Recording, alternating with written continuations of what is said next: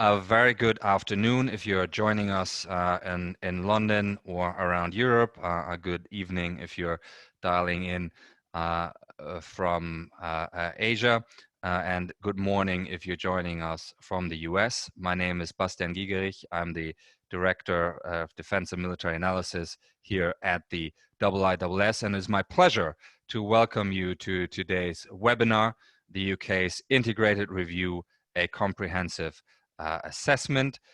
We want to spend the next 90 minutes or so to take a closer look at this process that is the integrated review here in the UK, which will cover all aspects of international and national security policy, including defense diplomacy, development, and national resilience. And the goal of that review is, of course, to provide long-term strategic aims for the UK's international policy and national security. We do our webinar today not from a position of having any particular special access to this process as it unfolds, but we are bringing an integrated perspective to the integrated review, one might say, by providing you with a set of IISS experts who will look at these issues, the challenges and choices they pose, and will touch upon areas of foreign policy, development, geo-economics, counter-terrorism, intelligence, and defense. And the people who will help me navigate this set of issues are Ben Barry, who is Senior Fellow for Land Warfare, Nicholas Crawford, a Research Associate for Geo-Economics and Strategy, Nigel Inkster, Senior Advisor at the IISS, and John Raine, Senior Advisor for Political Due Diligence. I will ask them to speak in a slightly different order as we make our way through the issues, a different order from the invitation you have seen. So in a moment, I will ask John Raine to go first and speak on foreign policy issues. He will be followed by Nigel on terrorism, counterterrorism, cyber and intelligence issues, followed by Nick Crawford, who will speak on development, but also geo-economics, and last but certainly not least, Ben Barry on defense. They will all each speak for 7 or so minutes, so that we should have time for Q&A. Q&A will happen. Most of you will be familiar regarding the process by now. I assume you're all Zoom pros by now, but there are 2 ways to seek the floor. One is the Q&A function, as you see now on the screen. You can type up a question for the panelists. I will keep an eye on the Q&A chat and pull out different elements, different bits of it, and suggest that our panel engages. You can also raise your virtual hand, and I will then be able to call upon you, and our tech support will turn you live to ask your question. I should mention that this unless you have really disabled it, will also activate your camera, just in case that has any effect on the attire you're wearing right now. You might want to be ready for that if you're seeking the floor that way. So with that out of the way, a reminder that we are, to my colleagues, that we are on the record for this event. And I'm very much looking forward to our conversation. Obviously, a lot of media attention recently on the integrated review, some of it perhaps framing some of the choices in ways that are not entirely helpful, but I think we can make some progress today in disentangling that. So I would like to hand over to John Raine. John, if you can please unmute yourself and kick us off. John, over to you. Thanks, Bastian. I hope I'm audible. Please let me know if I'm not. It was just pointed out to me before I began this that a very distinguished former colleague of mine, Simon Fraser, former Permanent Secretary at the Foreign Office, wrote a piece in the FT at the weekend on the foreign policy options. So I've had a quick look at that and I commend it to you. I'm going to take a slightly different angle on this. I'm going to suggest that we look not so much at merely the classic foreign policy choices that the UK faces, but what the UK's strategic identity should be, how it should comport itself in the international arena. And for me, this is very much in the spirit of the integrated review, the scope of which has been cast deliberately wide. And it's also, I think, an appropriate question to ask and invite the government to reflect on, because of the strength and the multiplicity of pressures bearing down both on the UK and the international community at the moment. So now is, if you like, time to both decide what the United Kingdom is and does in the international arena and to say it. For me, the issue of strategic identity hinges at the moment around approaches to multilateralism. With multilateralism under pressure, if not threat, globally, the choices for the UK are: first, does it continue to be a multilateralist player? It has been one with distinction since modern multilateralism was invented. Does it seek to lead and revive the cause of multilateralism? Or does it become, as a number of countries and allies have become, something of an undertaker for multilateralism, accepting that multilateralism had its day and that the way to protect national interests and to project in the international arena is through a form of unilateralism? So for me, that is the core question which in the foreign policy arena we need to ask. It touches not just on relations with other countries, but how the United Kingdom would, for example, use its hard power. What basis would it use it? How, take another example, it would enter into and conduct dispute resolution both on its own behalf and behalf of third parties. So it is pervasive to the way in which we forge a strategic identity. I'd just like to do a very quick inventory of some of the signature features of the UK strategic identity, lest they be forgotten. They are, first of all, this is by no means a comprehensive list, but I hope it will stimulate reflection. First of all, our reputation for law and order, which might sound somewhat battered given recent events where a senior member of the government has said that the government is prepared to break international law, although I would not want that to be over-interpreted. The UK, nevertheless, has a rock-solid element of its strategic identity, is both its domestic adherence to law and order and its willingness and effectiveness in promoting law and order externally. A second feature I would say crucial to strategic identity is the UK's small fist capability. When we need to strike very hard and effectively and with economy, both as part of coalition and where necessary, far fewer instances, as a unilateral power. And the third feature to me is the three-sector global presence. So both in the governmental, commercial and non-governmental NGO charitable sector, the UK has a phenomenal and distinctive global presence and influence network. You can add your own things to that list of signature features, but for me that has determined the UK's role and indeed has underlaid its commitment to multilateralism. They are three features which I think the review needs to decide whether UK continues to commit to these, modifies its position or abandons them.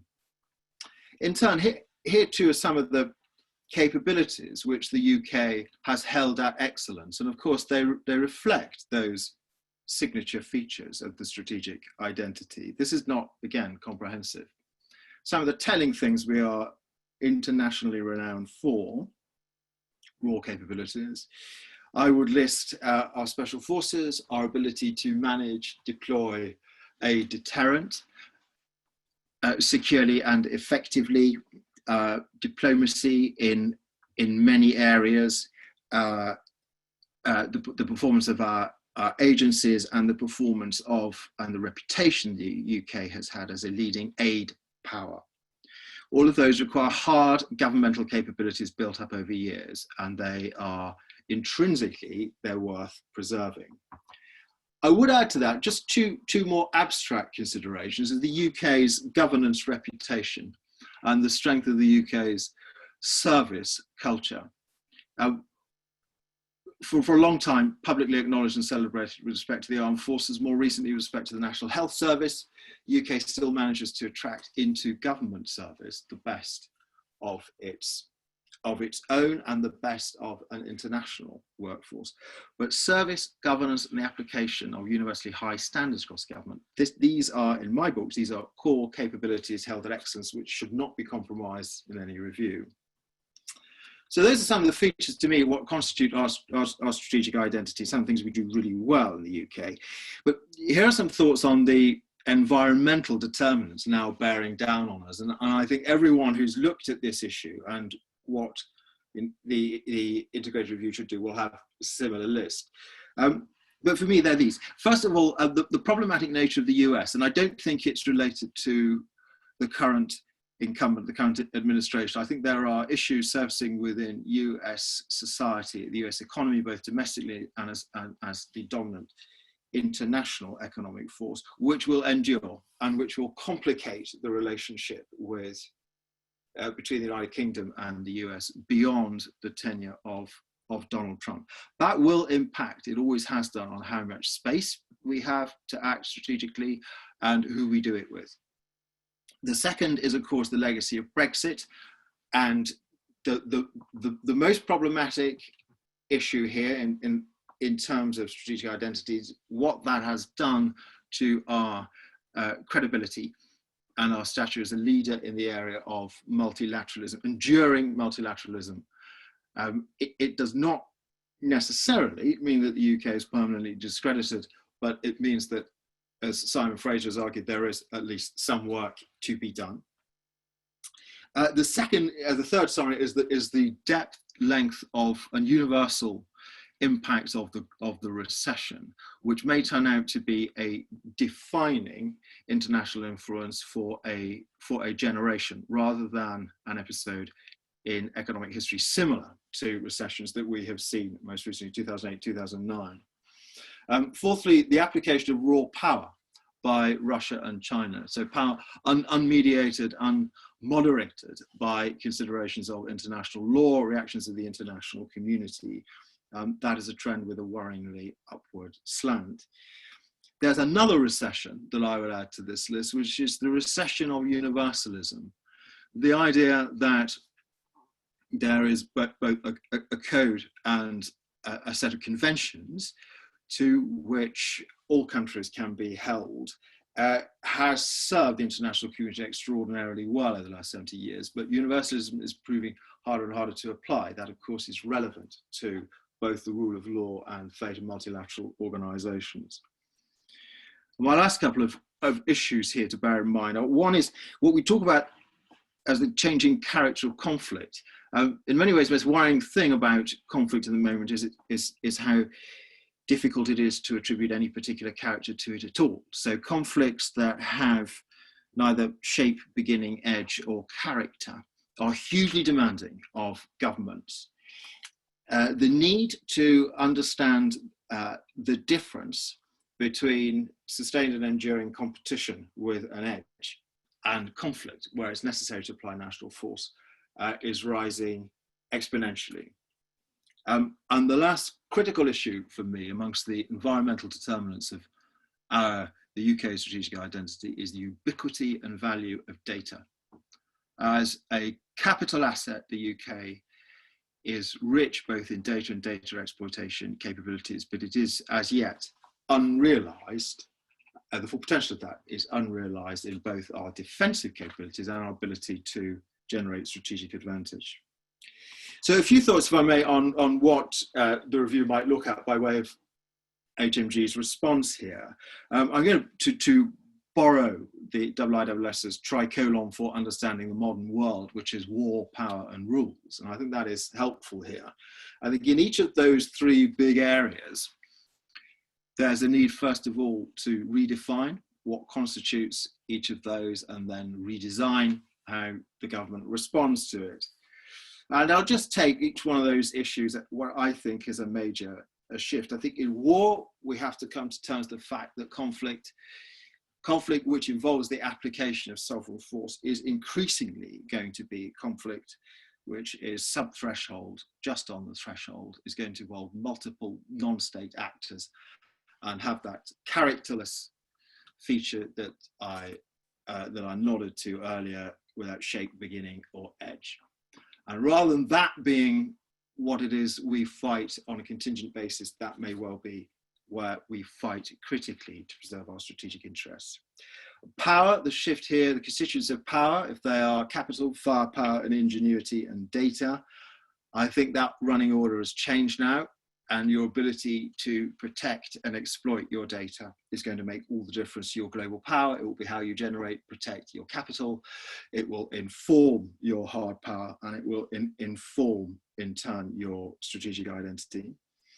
And on rules, I come back to my original point. The critical issue here is what will be the UK's stance towards multilateralism. And my final thought on this is that faced with that rather bewildering array of challenges and influence, it will be a very brave government indeed that said we as a government can meet those challenges. A central challenge for those who are writing and reflecting on the international, on the integrated review is where now does the remit of government properly end and that of national non-governmental actors begin? What does an articulated national effort look like? We have for generations had both governmental and non-governmental successful activity within sectors of education, medicine, and healthcare. Perhaps now it's time to look at how the national burden can be spread beyond government. I'll leave it there, Bastian. Thank you very much. John, thank you so much for this brilliant intervention, for outlining the features of the UK's international identity as you see it, the strength, particular strength that the UK brings, the adaptation, international adaptation pressures that come to bear on it, and then tying it back together by outlining how you think this affects war power rules. Excellent way to set us up. I'll now turn to Nigel Inkster. Nigel, if you could please unmute yourself and take it away.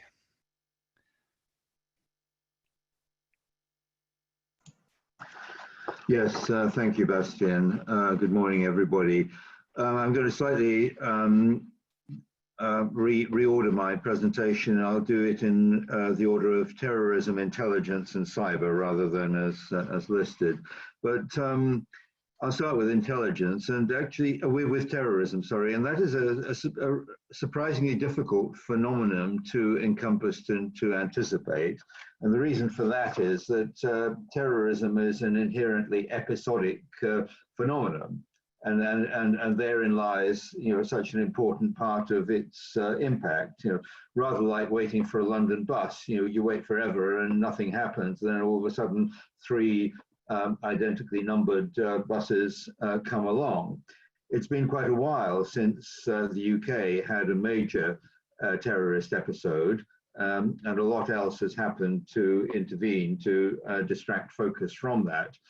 But the fact is that UK vulnerability to terrorist action does remain significant. And if anything, the terrorism scene globally has become more complex and shifting. In terms of issues like identity politics, which are becoming more prominent and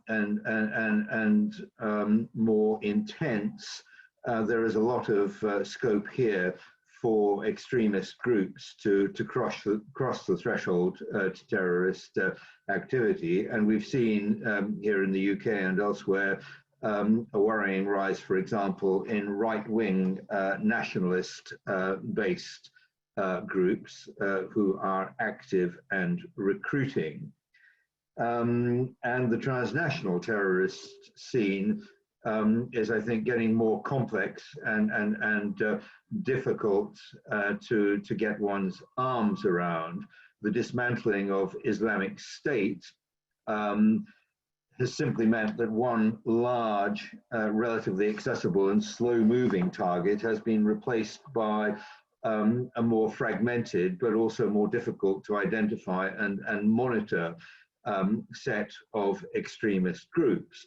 And whilst the focus on jihadist terrorism has been very much on Islamic State, we should not forget that Al-Qaeda, under the leadership of Ayman Zawahiri, is alive and well and seems to be playing a rather clever and successful long game, preserving its equities, preserving its alliances, striking, or managing perhaps the contradiction between the focus on the near and the far enemy, but without any sense that it has diminished its long-term ambitions or indeed its capabilities. So we've got all that to worry about. We've also got concerns, growing concerns, I think, about the extent to which some of these entities are now benefiting from some degree of state support. This has always been an issue with Al-Qaeda and Iran, but we've seen, for example, in recent months, Russia apparently paying bounties to the Taliban to attack US forces. And we've also seen evidence of a tie-up between the new IRA and Hezbollah, which is not a state, but is, in a sense, the next best thing, where it looks as if Hezbollah aims to reprise the role taken by Colonel Gaddafi's Libya with provisional IRA. So we've got all that. And here in the United Kingdom, we have the problem that there are a lot of convicted terrorists in our prisons due for release, all with a significant, I think, proclivity to recidivism and with serious problems of institutional management of that particular issue. And this is not something just for the police and the intelligence agencies. It extends to areas like prison services, probation services, and calls for a more integrated approach. So while there may be a temptation to decide that terrorism is last year's thing, and maybe we can run down the resources, I think that would be a very ill-judged move at the moment. But this takes me on to my next point, which is the issue of intelligence. And of course, this intelligence is an area where the United Kingdom has tended to be a significant and consequential global player, both in its own right and by virtue of its membership of the Five Eyes Alliance. And that alliance, notwithstanding the more, shall we say, isolationist facets of the Trump administration's approach to international relations, still represents, is something that is institutionally very strong. And the extent to which that is the case, I think, is demonstrated by the desire of a number of other consequential European and Asian players to actually aspire to join the Five Eyes Alliance in some way, or to have a closer relationship with it. But when we look at intelligence, apart from the continuing terrorism challenge that we have to face, we've also got a significant resurgence, as John mentioned, of state-based challenges and threats, espionage, and potentially sabotage. And of course, we've seen recently in the UK when there was a furore about both Russian and Chinese exercise of influence within the UK, questions about why the intelligence services and why the security service weren't doing more on this. And of course, this has been a challenge for the last couple of decades. The UK intelligence community has never relinquished its focus on major state challenges and threats, but the salience and immediacy of the counter-terrorism challenge has been such that it's been very difficult to apportion to these state challenges the levels of resources that ideally one would want. And of course, it's not just about bodies, it's about bodies who've got the skills and the training, the languages, the regional studies, expertise that you need for this kind of activity.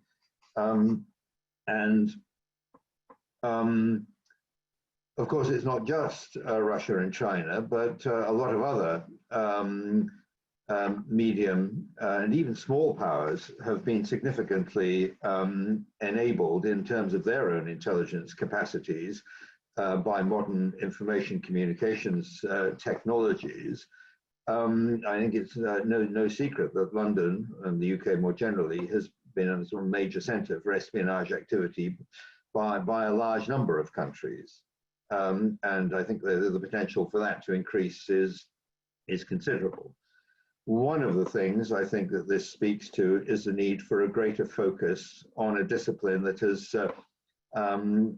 been underplayed, which is counterintelligence. And it seems to me that there is a clear need for the UK to kind of really reinvent this and apply it to the information era. There is already an intention to revise existing legislation, a general sense that, for example, the Official Secrets Act is no longer fit for purpose and needs to be replaced by an Espionage Act, and that is going on. Or is moving forward. I don't know exactly where it is, I must confess. The other area where I think there is a need for greater focus, and it's starting to get that, is professionalization and training.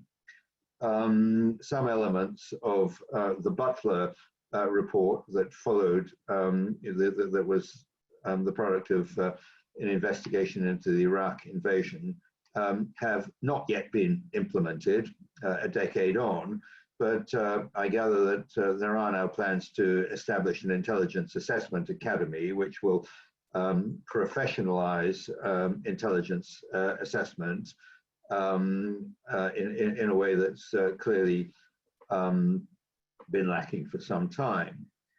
The other area of intelligence I think we need to look at are the challenges and the opportunities of data, artificial intelligence, and open source information.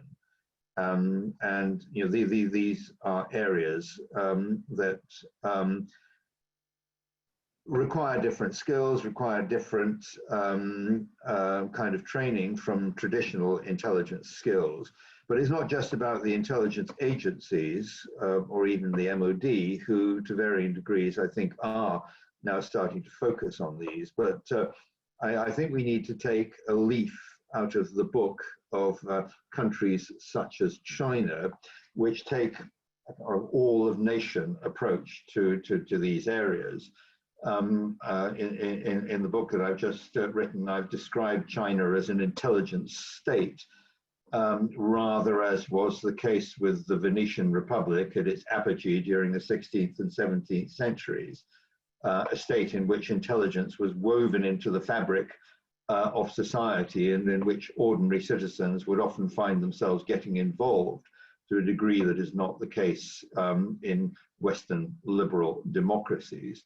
And that is the kind of mindset I think that we need to take into account and look across departments, not just within the conventional national security departments, at how we are managing, acquiring data, how we're using artificial intelligence.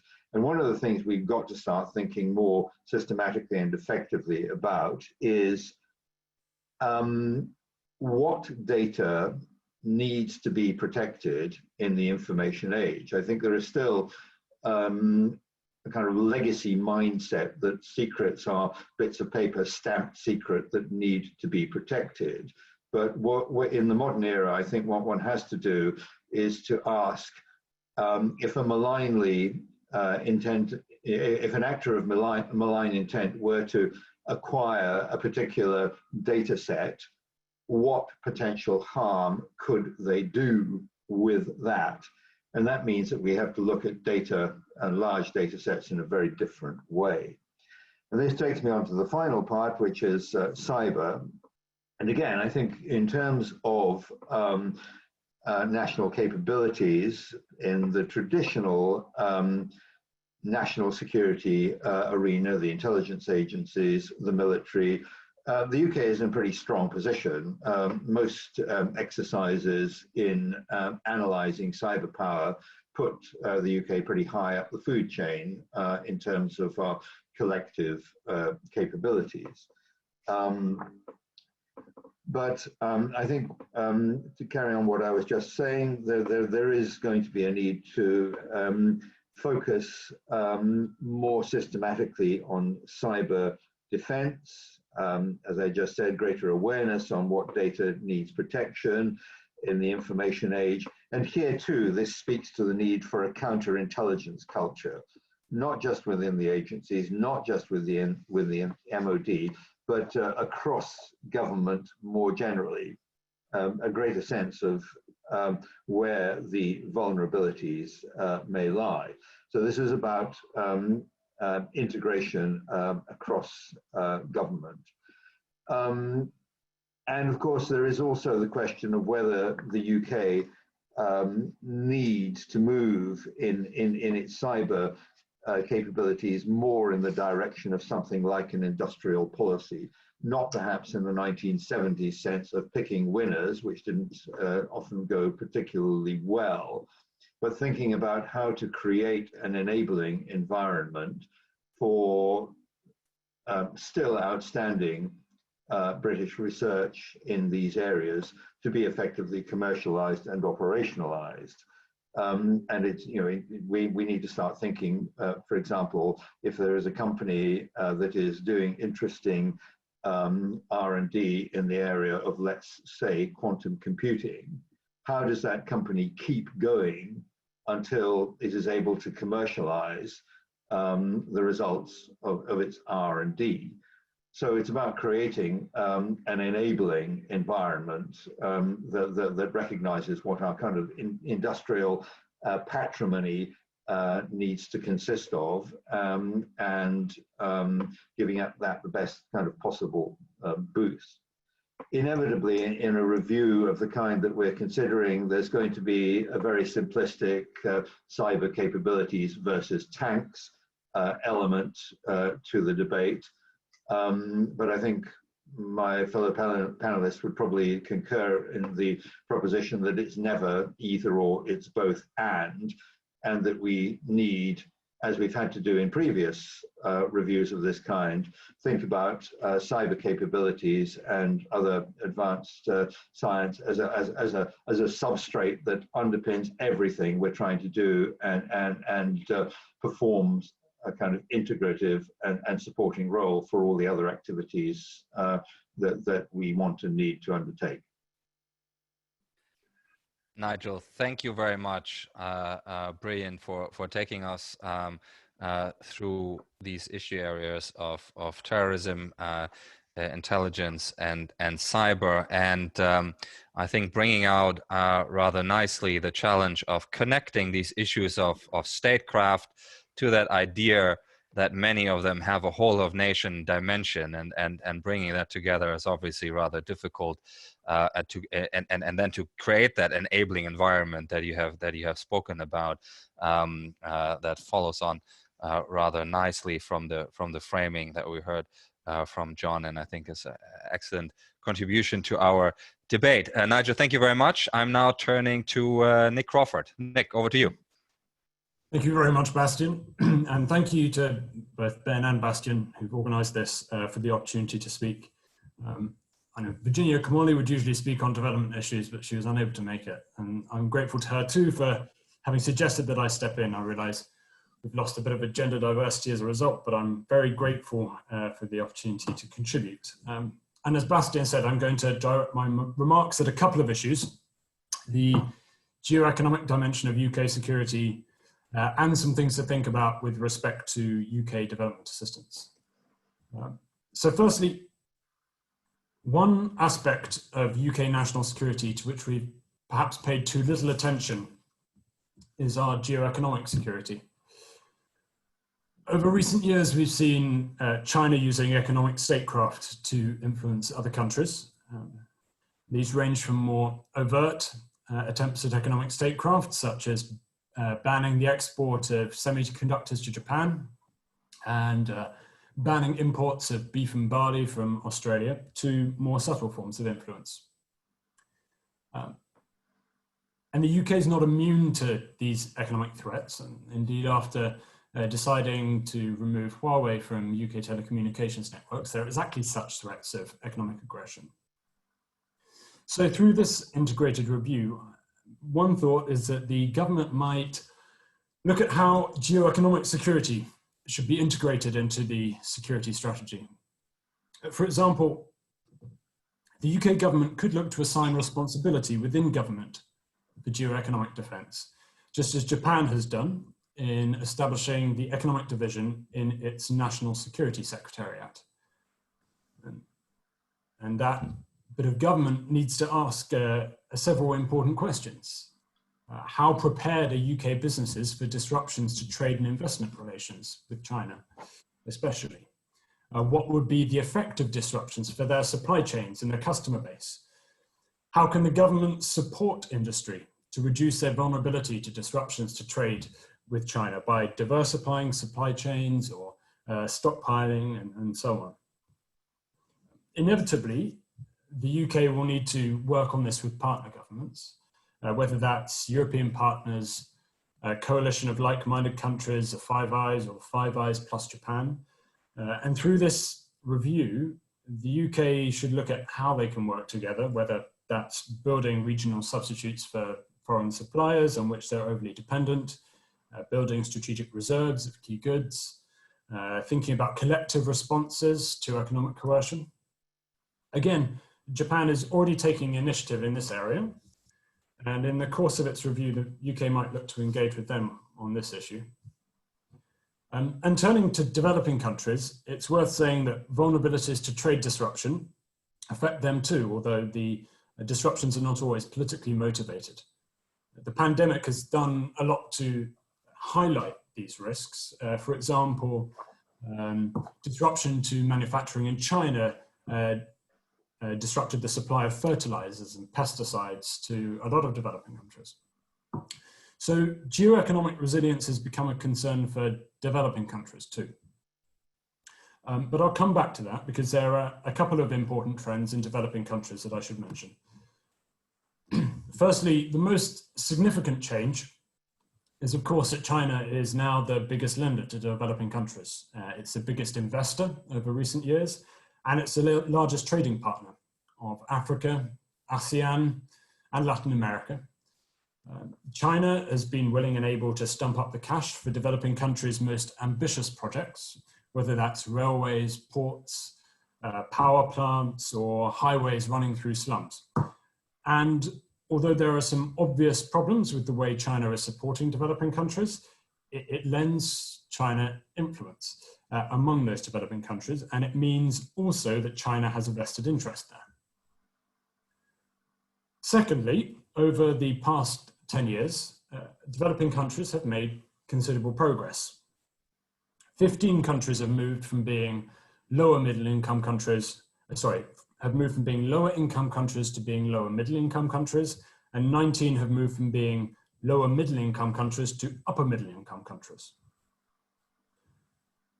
And for them, the key things on the agenda now are moving up the value chain and increasing trade and investment.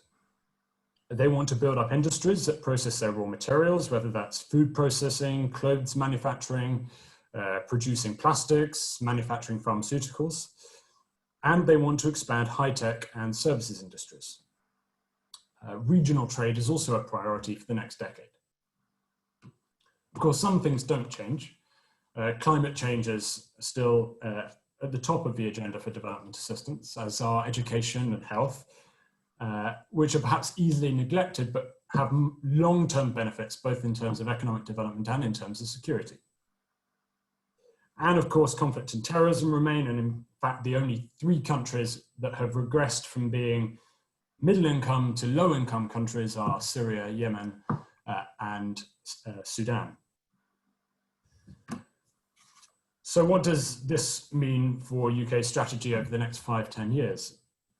Well, firstly, the government has to determine how it's going to reconcile its development and stabilisation efforts and its engagement with international organisations with the changed geopolitical environment.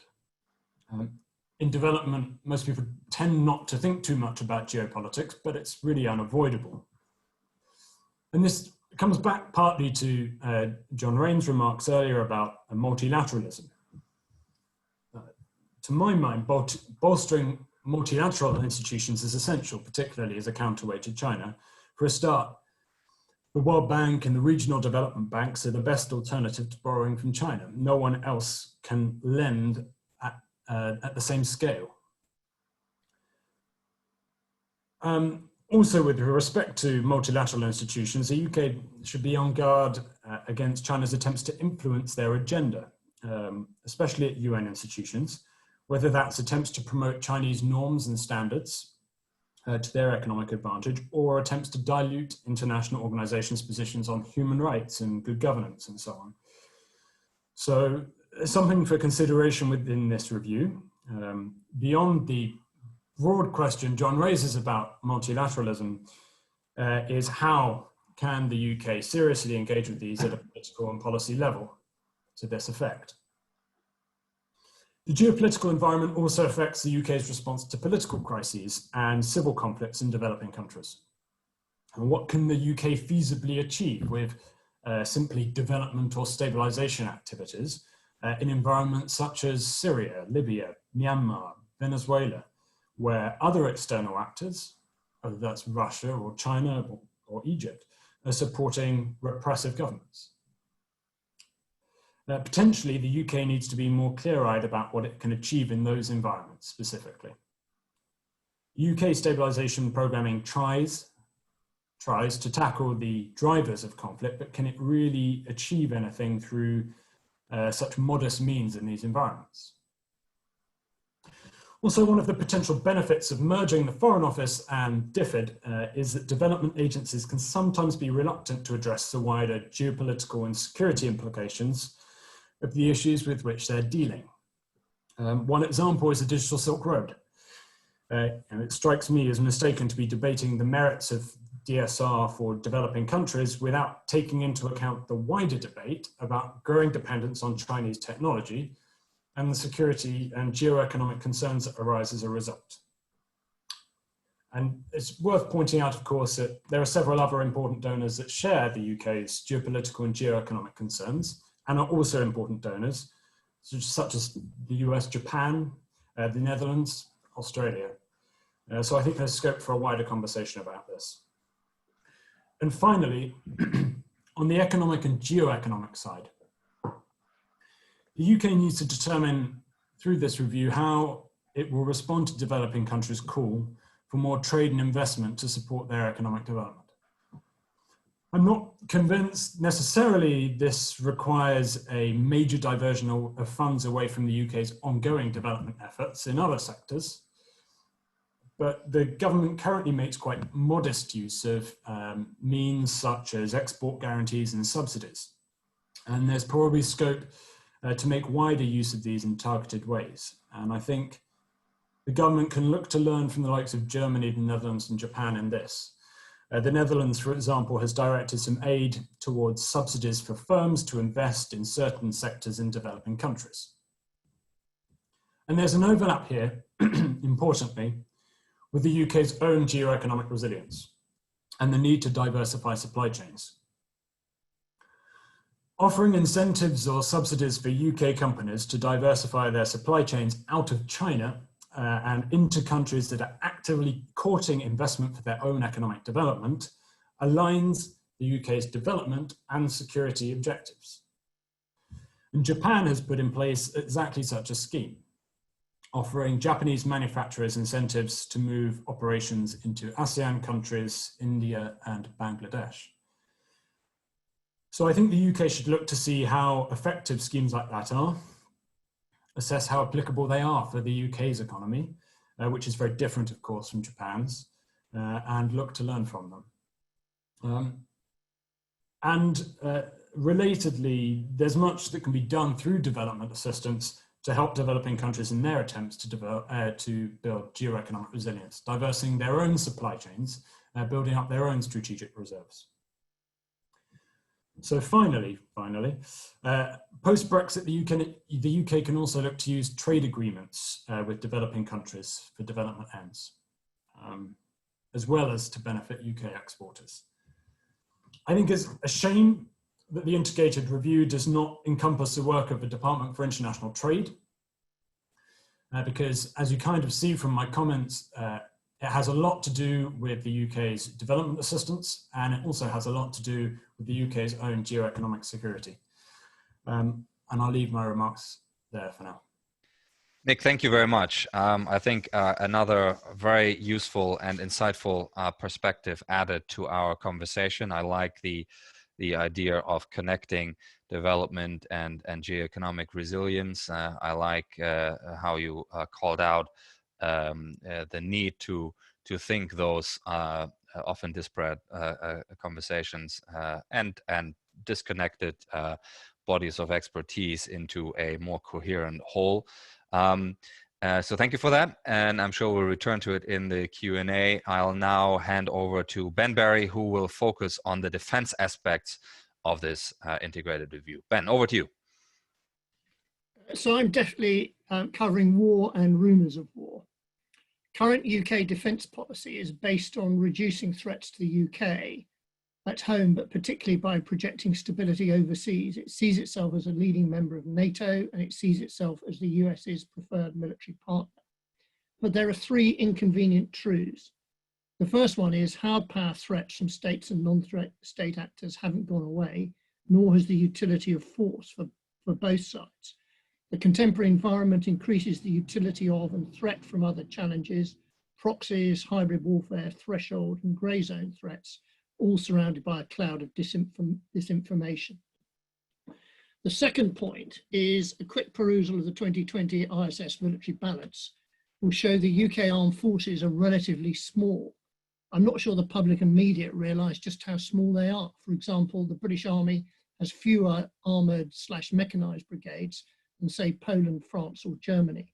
They have some strengths: combat ethos, expeditionary capability, relatively well balanced between combat support, logistics, and strategic lift.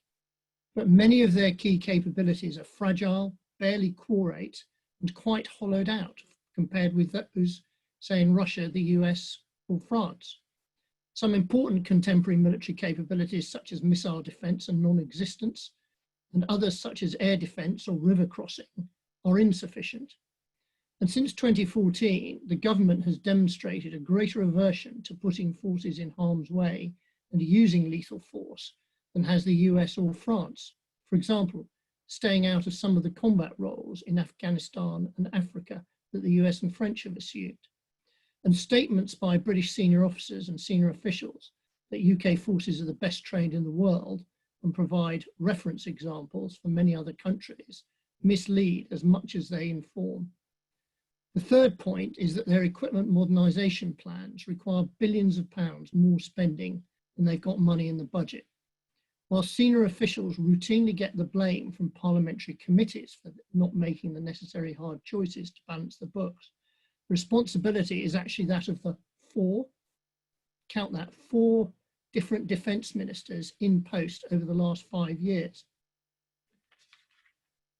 As well as the money the government allocates to defence and what defence chooses to spend it on, which leads to obvious and much commented upon hard capability choices, I see there being three big other hard choices about defence capability and posture. Who the potential and actual enemies and military allies and partners are, where the UK deploys its limited forces in peace, and what it does with them and how it plans to use them in conflict. For example, current deployment and training seems to assign much British combat capability to helping Russia be deterred by NATO, for example, the Enhanced Forward Presence Programme. But Australia would like to see the UK doing more in its region, as the Australian Defence Minister recently pointed out here at the ISS in London. The British Defence Secretary last week advocated a greater UK security and military presence in the Middle East. He conspicuously failed to say where UK forces would do less, or, for example, where forces might be able to do more in the Middle East if they organised and operated differently. My third area of choice is whether defence is as well integrated as it should be within the whole machinery of British government, with allies and partners, with defence industry and society. For example, one of the lessons I see both from the war in Iraq and coming out of our recent dossier on Iran's networks of influence is that the Iranian Revolutionary Guard's Quds force has a major competitive advantage by being a permanently constituted combined joint interagency task force that combines intelligence, special forces, political warfare, influence operations, and capacity building in a single organisation. Where I would ask are the UK equivalent permanently constituted combined joint interagency task forces. I think that whilst the British response to the pandemic has exhibited some strengths, it's also exhibited weaknesses. I think that these weaknesses show that the UK has a long way to go to be able to rapidly mobilise a comprehensive whole of government, whole of society response to challenges that could pose similar security, economic and social threats of a similar magnitude and speed. For example, an unconstrained, all-out state-sponsored cyber attack, a NATO-Russia war where the UK became a military target. By the way, that's a threat that was explicitly denied in writing by the 2015 SDSR, or a Chernobyl-Fukushima-style nuclear accident. And climate change is inexorably increasing the threats of extreme weather events in the UK. I think the UK has a lot to learn from other countries whose whole of nation research, whole of nation approach to resilience, emergencies and home defence have been much more developed than the UK's. That's it, Bastian. Ben, thank you very much for speaking to the defense dimension of this integrated review and outlining the choices or the areas of choices that you see. One of the important ones is, of course, if arrows are going up in some regions of the world, are there any regions where those arrows would be pointing down, or is there an ambition to do more, and what are the criteria to drive that? Very important point. Thank you for that. So I'll now turn to, we have 35 or so minutes for conversation now for Q&A. I see the first couple of hands are going up virtually. The first couple of questions are coming in on the chat function here. I will in a minute call upon people to make their contributions. I wanted to stress again that what we've offered you is an independent assessment from the ISS on these challenges as we see them in relation to the integrated review. We are, of course, as you would expect, contributing to a variety of consultations and providing evidence where required, but it's important to understand that what we're offering is our independent assessment. So I'd like to pull in two questions from the chat before I then turn to those who are raising their blue hands. On the chat, one question is relating to cost, and it's Tom Beckett who's asking it. Of course, this is meant to be aligned with the spending review, so there is always that nasty question of how much flexibility is there actually. Is it all designed to cost, or is it cost to design? And I wondered whether I can invite the panel speak perhaps to turn their attention to that issue of how much flexibility there is really, and how much choice exists in that current constrained environment. And the second issue is has to do with Russia and the overt and covert ways in which it seeks to influence matters, including in the UK. The issue has come up, of course, in particular. I think John and Nigel both mentioned it. And the question is whether we should expect this to be a key feature in the review, and whether we would expect there to be a genuine change as a result of the review, in which, according to which, the UK would look at Russia differently as an actor, and would perhaps strengthen its resilience and defense vis-a-vis such activities. I have my own views on this, but I'll invite the panel to take those two, and then we'll turn to one of the blue hands. John, do you want to start perhaps, and then we'll go quickly in the order in which you have spoken with those two issues? Thanks, Bastian, and thanks, Tom. Tom, like you and several other members, both of the panel and the audience, can remember how grand aspirations of reviews collapse into some rather grubby horse trading over cash, and particularly on high cost defense issues. I think it's inevitable that there's going to be some really tough trade over hard defense costs on the back of this. That's just going to happen, not least because the fiscal pressures the government's under at the moment. But against that, I would observe that the appetite to have a deeper look at what the UK's place in the world is strong at the moment. And I mean, it's not just because there's a highly revisionist figure in government in the shape of Dominic Cummings, but also the Prime Minister himself and several members of his cabinet. I think it's because, if you put it very bluntly, a lot of very big things which affect the UK's position in the world have happened in the last 4 or 5 years. And it's not possible just to process all of those things. Donald Trump, Brexit, rise of China, unilateralism, and then a pandemic and a global recession. It's not possible, frankly, to just go on drifting and not reflecting about what the role now is of the UK in the international community. So I am cautiously optimistic that this is a deeper reflection. The inputs into it have been very wide so far, and if I noticed a question from Tim Dowse there about whether or not this has been just an in-house effort.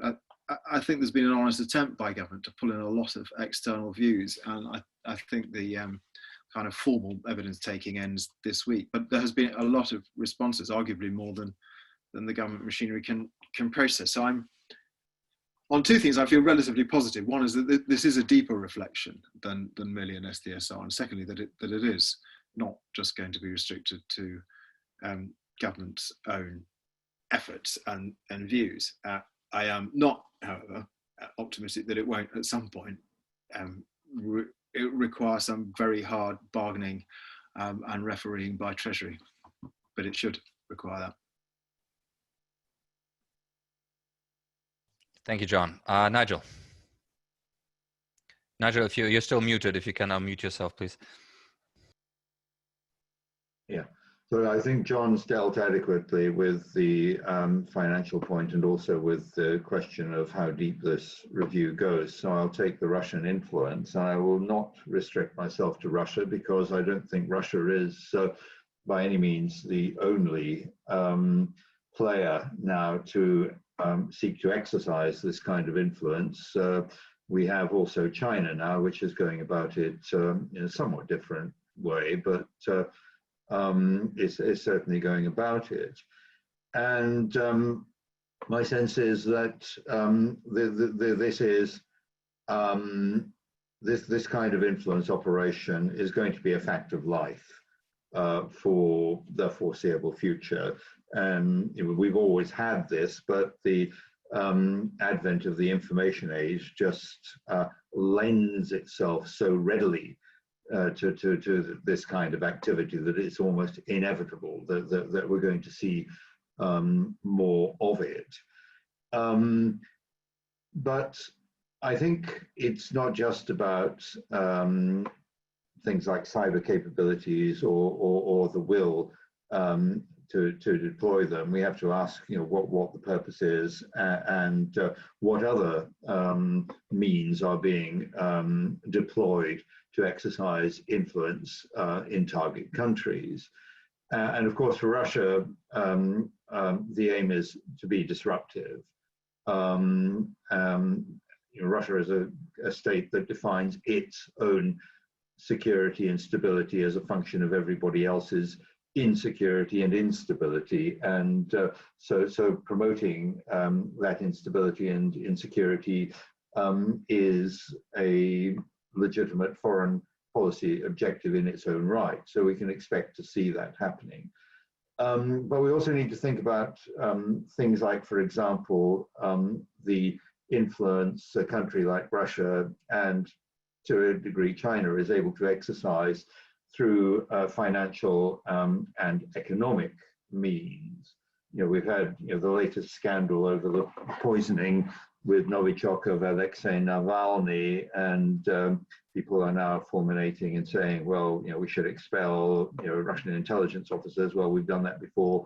We'll no doubt do it again. It does have some effect. But if we really wanted to make an impact on Russia, we'd have to hurt them in their pockets. And in doing so, we'd have to hurt ourselves by constraining Russia's access to the City of London banking and finance system. And we're not prepared to do that. The same thing applies in relation to China. People have asked me how China seeks to exercise influence. Unlike in a country like Australia, they don't do it through a politically engaged diaspora community or seek to exercise direct influence over the political process. And they don't need to, because they basically just bought the country's elite. And unless we're prepared to do something about that, the problem is going to continue. Nigel, thank you very much. I think we've covered those two questions, unless Nick or Ben have a heartburn on. No, okay, because there are interesting issues coming through. So I'm sure we'll all have an opportunity to weigh in. I'd like to now invite, and I think I need support here from Tom Wicks on IT support. I'd like to please ask Klaus Wittmann to unmute himself and ask his question. Klaus Wittmann, if it's the Klaus Wittmann who I think it is a retired brigadier general in the German army and now a senior fellow at the Aspen Institute in Berlin. Klaus Wittmann, please, if you could ask your question, make your comment. Yes, thank you very much. Is there also television? No, but that, okay. I am very pleased to be reconnected to the IISS, where as a lieutenant colonel, I spent a happy year, 1987-88, authoring the famous Adelphi paper 239. I thank you very much for interesting explanations of the integrated review and its aspects. And I particularly liked the first contribution on the UK's strategic identity. I would like to see our German defense planners start with such basic reflections. And I have two short questions. One, John Raine mentioned some aspects for which the UK is renowned for. There, one thing came to my mind. In my criticism of German stinginess with defense attaché posts, I have often pointed to what the British call defense diplomacy. And I like to say a few more posts, but so much more influence. This was about attaché posts of Germany in Riga, Tallinn, and Vilnius. And that leads me to my second question. You talked about global presence. Can any of you say a few words about the UK's part in the enhanced forward presence in the Baltic countries, which some people say cannot be defended?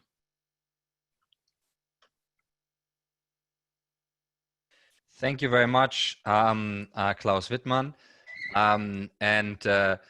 While I, of course, know that everybody has memorized by heart the running order of all Adelphi papers since we started doing them, 239 is on challenges of conventional arms control, and I recommend it to you since this is an issue that has rather come back with a vengeance, one might say.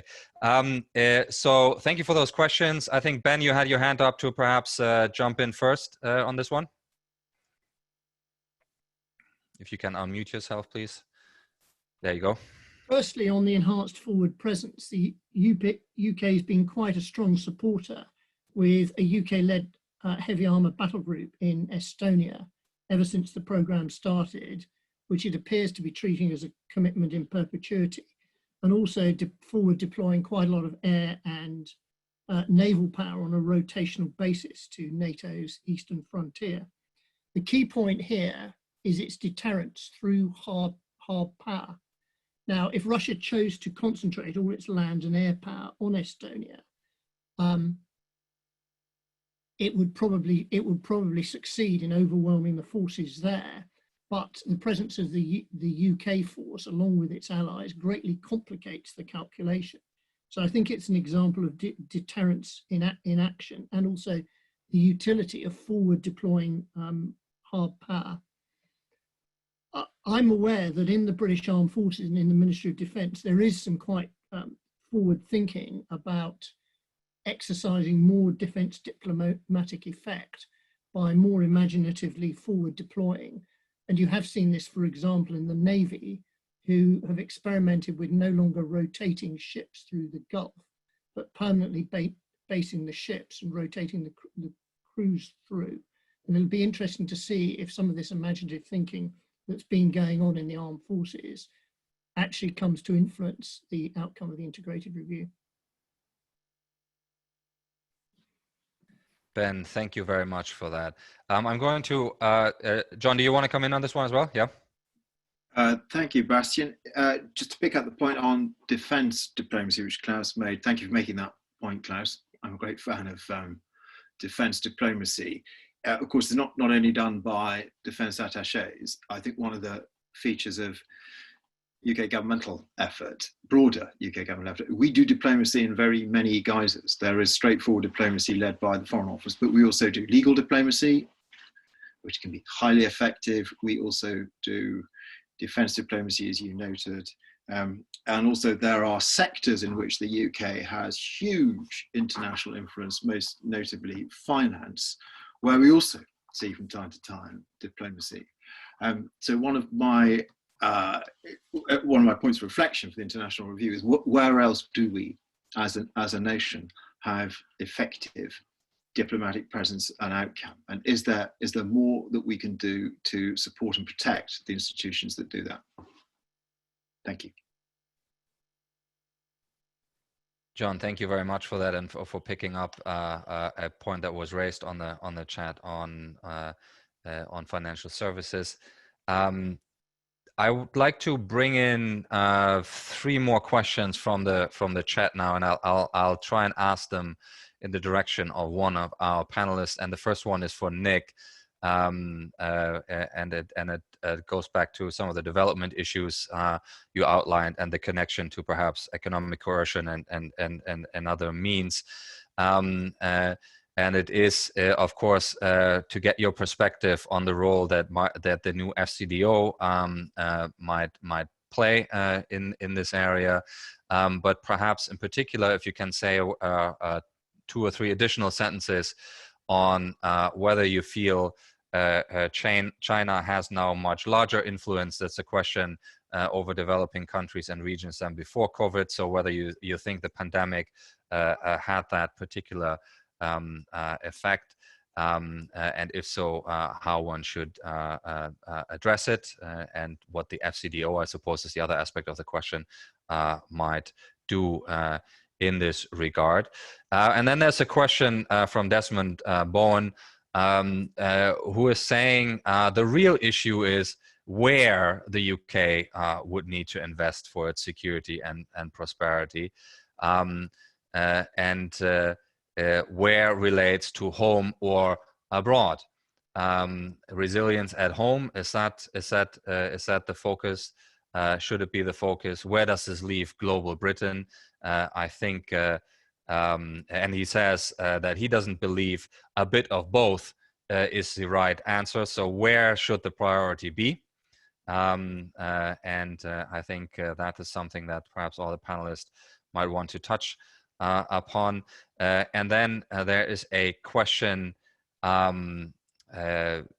that relates to climate change, and in particular, whether the review should consider the threat to the UK's national interest or national security from climate change.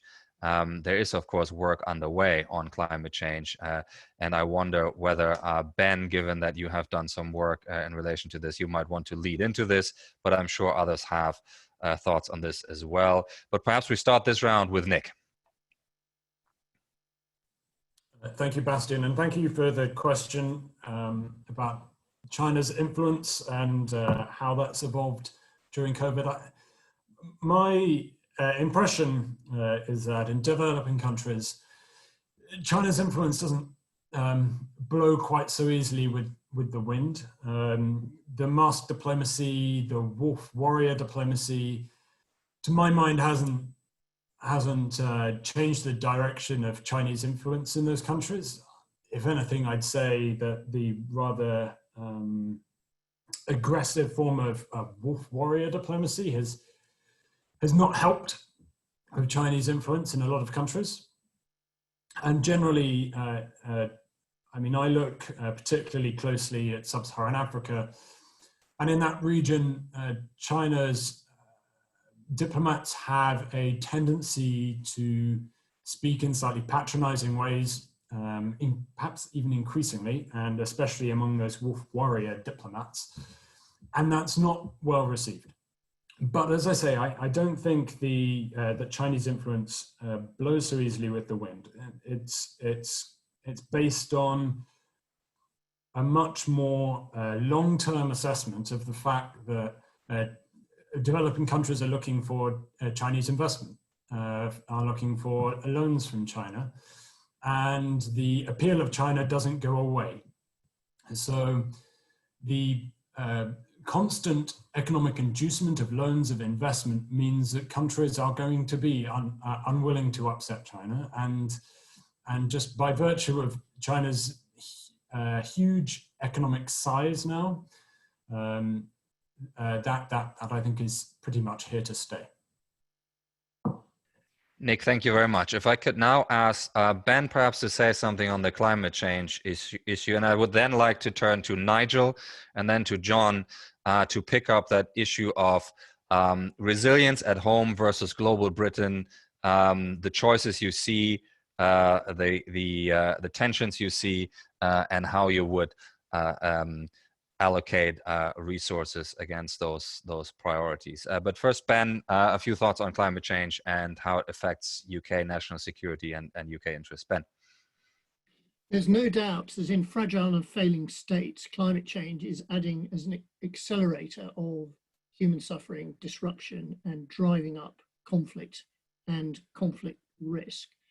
And for an internationalist state like the UK, that could lead to increased demand for humanitarian support from development, but also for military intervention, both in assisting with disaster relief and assisting in managing the consequences.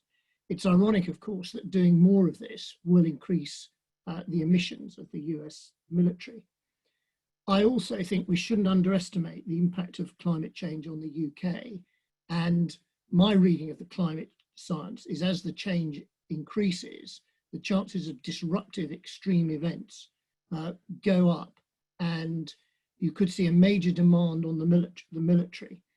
That raises interesting questions. Think of the widely publicized use of the army and helicopters to help shore up a dam that was coming under pressure last year. That probably cost more than the very modest measures that would have been necessary to future-proof that dam against climate change.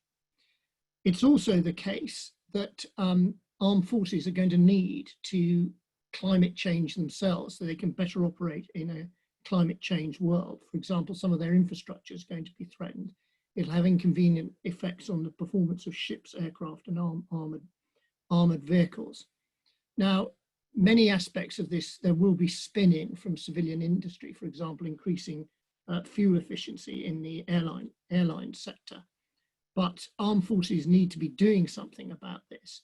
In the case of the UK armed forces, the British government has committed by law to achieve net zero by 2050. And it's interesting to note the MOD is doing something about this. They've appointed a climate change senior responsible owner. And only a couple of weeks ago, we saw that the Army, who all three services seem to have embraced the challenge most greatly, have invested R&D money into hybrid electric drives for armoured vehicles.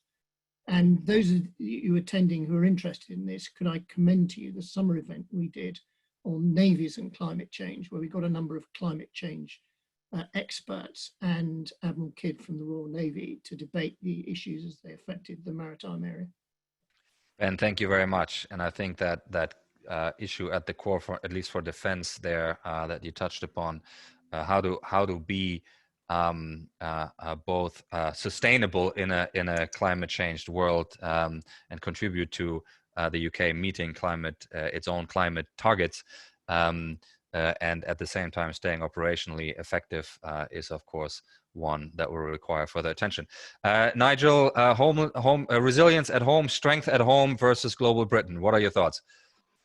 Okay, well, I should be able to answer this one because I've just written a book called The Great Decoupling. It looks at China and America, but the decoupling phenomenon is one that affects other countries as well.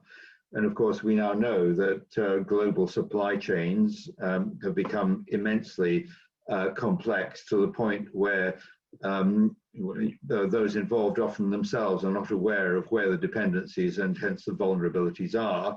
And we've also seen that in critical ingredients, critical inputs, some countries have become single points of failure in the global supply chain, a notable case being China in the manufacture of many basic medications and at the start of the COVID-19 pandemic, PPE. A lot of the shortage of PPE at the start of the pandemic was due to the fact that most of it's actually manufactured in Hubei province, which was the epicenter of the Chinese COVID epidemic, and that had a significant knock-on effect. So decoupling and repatriation of supply chain has kind of become the order of the day, but I think even the United States, which probably is the only country that could potentially aspire to be economically self-sufficient, doesn't see it as realistic to repatriate everything.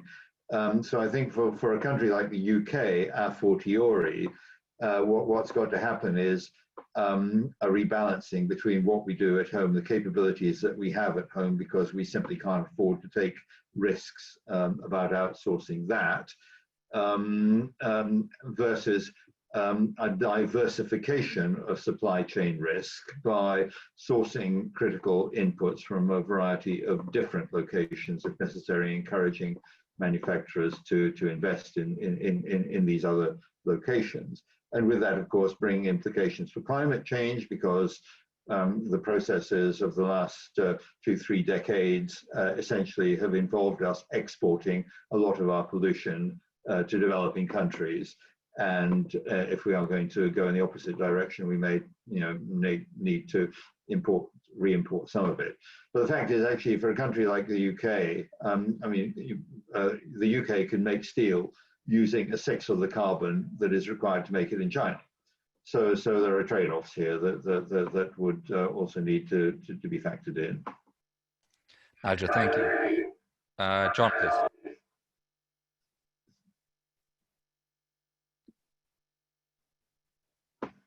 Hi, Bastian. Just to pick up on Nigel's point, the distinction between home and abroad is more technical than real. And a number of things in the last 10, 20 years have in government certainly attrited that divide. it's very hard to find a threat now, terrorism, biosecurity, economic well-being, which would command resources at home that does not also have a significant overseas component.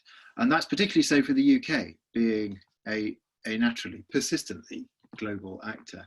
So I think my answer on Desmond's question would be to put that distinction into the mix with the other things that we're seeking to redefine and challenge and work out whether they're really useful constructs. And then having redefined them, perhaps maybe redesign some of the departmental structures that reinforce it. I can't really think, as we have worked at IISS through recently, several examples of contemporary high-level threat, not least was the one posed by Iran and proxies, where we haven't found something where global presence is directly linked to domestic security. I'm an optimist on this, in that the UK is hugely rich in international global presence and influence, and the task is, in the true spirit of Cabinet Secretary's fusion doctrine, is to fuse all of that in a grander fusion than merely a fusion across effort of conventional governmental departments. Thank you, John. Thank you very much for that. I'm going to have to disappoint a few people as we are nearing the end, and I'm going to get 2 more questions in, and I will ask the panel to respond to them in reverse order. So we'll start with Ben, we'll go to Nick, we'll go to Nigel, and we'll end with John, respond to the 2 questions that I will pose now from the chat function, and then add any final thoughts that you feel you haven't had an opportunity to make yet, but that you think the audience would benefit from. And apologies again to some of the people who were seeking the floor, either on the chat or with their hands raised. The first question is from Tim Willsey. As a relatively small player now, as Ben has outlined with regards to defense, should the UK be learning more from the asymmetric capabilities which our recent enemies have used to best UK and US power? That's the question. Should we be taking more than one leaf from the Chinese and others? I think Nigel alluded to an area where that is certainly a worthwhile conversation. Are there other things we should be looking at in that basket of issues? The second question is from Derek Marshall. What role do speakers feel industry could play in the outcome of the reviews? And related to that, will a UK DARPA emerge? So a Defense Advanced Research Projects Agency type organization for the UK. Any thoughts perhaps speakers have, I think, on the bigger issue of innovation as an issue in the review, I think would be appreciated. We don't have to limit it to defense only. I think there were already thoughts on enabling the digital industry in a wider sense. So those 2 things, and again, apologies to some people who I won't have the time to call upon, but let's take us through those, and then any concluding thoughts, if you can weave them into your last burst. We have 6 minutes left, so if we can get a 90-second burst from everyone, that would be just fine. Ben, you're first. Absolutely, the UK should be learning from its adversaries, not just its small and nimble ones, but its bigger ones. I mentioned the utility of CODS force in hybrid threshold proxy operations. What I think the UK needs to ask itself is, can it reverse the polarity? Can it use asymmetric techniques to actually limit the freedom of action of its energies, both in peacetime, in sub-threshold conflict, and indeed in all-out conflict? With regard to industry, as I see it, defence needs a much more cooperative relationship with industry, which is enabled by much more experimentation and a bonfire of the paralysing bureaucracy that was a feature of the whole of my army career. I think there is more also that defence, the armed forces, the FCOD, and indeed the intelligence agencies can do to help UK industry export, particularly the strengths it's got in its defence and security industry, and it should be using the fusion doctrine to do so. Ben, thank you very much. If I could ask Nick, please, to add his thoughts in whichever way you prefer, whichever order you prefer. Thanks very much. One comment with respect to Derek Marshall's very good question about a UK DARPA. I don't know about a UK DARPA, but going back to some of the comments I made about UK geo-economic defence and wanting to ensure diversity in supply and customer base for existing sectors of the UK economy.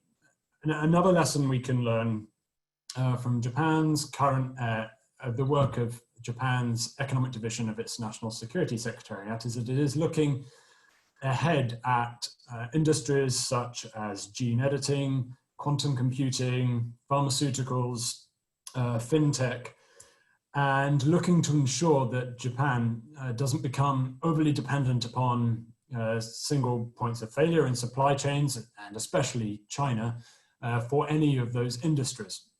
And this is something that the UK perhaps ought to take into account as well, to ensure that, again, there's a similar kind of diversity of suppliers or even sovereign capability in each of those areas as they begin to emerge.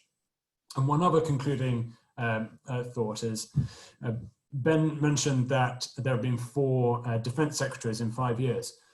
The Department for International Development, now part of the FCO, of course, had 6 secretaries of state in 5 years. And for a department that relies on signing off large amounts of money for aid programs overseas and requiring ministerial sign-off, that kind of disruption in the leadership of the UK's development programming is extremely disruptive to the pipeline of programs, and it really stops the UK from being responsive to partner countries. And that doesn't do much for the UK influence, or indeed for the UK market of development implementers.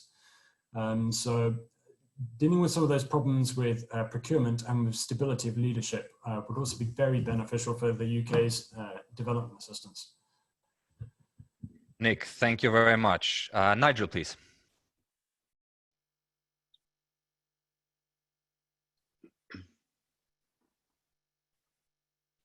Sorry, I can't actually see the unmute button.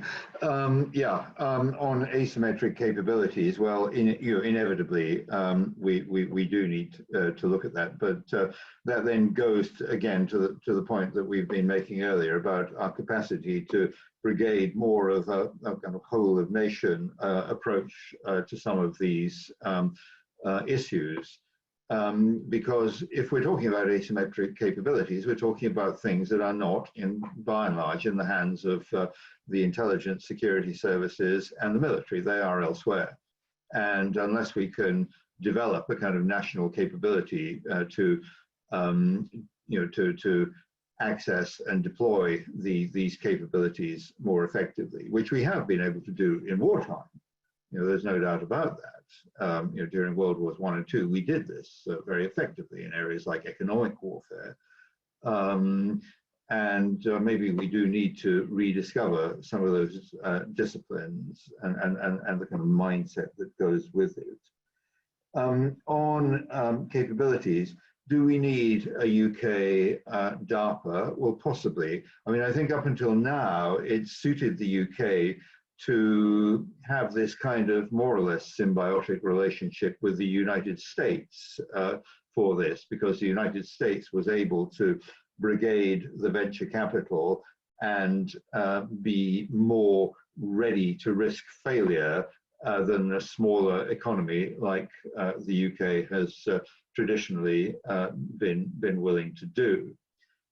So that's a big question that we need to ask ourselves, given the way that the United States has been moving and may continue to move, is this symbiotic relationship with the United States still desirable and sustainable, or do we have to kind of move with the zeitgeist and become more, nationally independent in some of these areas? This is a pretty big question with a lot of zeros on the end of it, and I don't think we've quite addressed that yet. Nigel, thank you so much for those remarks. If I can now turn to John for any concluding thoughts you have, but also to engage with the two questions that were posted. Thank you, Basti. I'll do both at the same time. The issue we haven't talked very much about today is directly relevant to asymmetric capabilities, is the legal and political framework under which the UK contests power and space.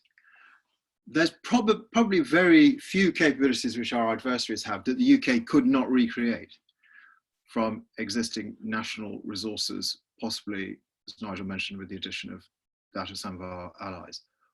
We are more constrained, certainly, than any other permanent member of the United Nations Security Council in how we deploy those. We are significantly more constrained because of our legal basis and our political culture.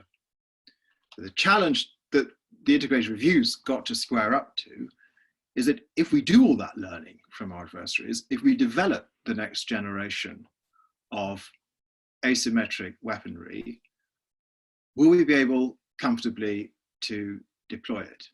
And it's both the cause for celebration that the UK is almost uniquely constrained in how it would fight asymmetric warfare, because of the strength of our legal systems, but it is also, a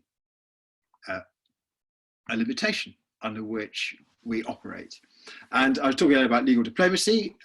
This is an area in which the United Kingdom has some prowess.